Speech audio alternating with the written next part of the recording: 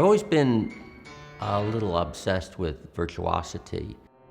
It's the thing that audiences want to hear, but it's also what actually reveals the unique nature of classical music. I was a graduate student at UCSD, and I was studying what was then sort of the nascent field of machine learning. So I was considering these ideas of how that could be used in music.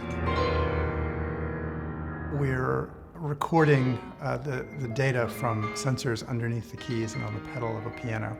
And we're using that information to compare the performance to the score and the performance to previous performances of the same piece. Steinway has made available to us one of the very few stereo concert grands, like a full D 9-footer. That means that the kind of the majesty of a true concert grand is linked with this technology that enables the piano itself to capture a performance.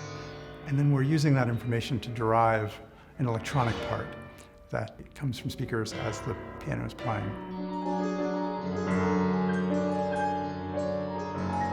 But essentially, one pianist is, in effect, influencing the electronics that accompany the next pianist.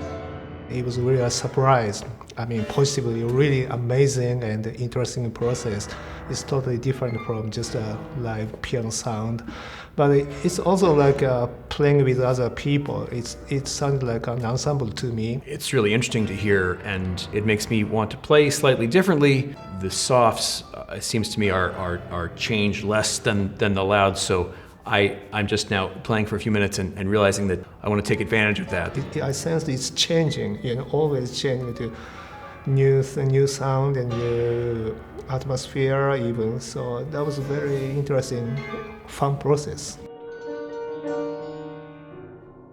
First, it's designed to be played either live with a pianist and the electronic accompaniment, or it could be played as an installation where we will record 15 pianists, each playing a part of the piece, deriving the electronic part from the overlap of information that occurs as different players play and overlap with the following players. And it's meant to reflect what happens in a musicological sort of situation where people have listened to these pieces of music over centuries, and they carry with it the history of having heard it themselves before and having their teachers explain to them how it may have been performed at some previous point. And so we wanted to bring this into the composition itself. What we envision is that over time, of course, there'll be no limit to how many performances can enter this pool.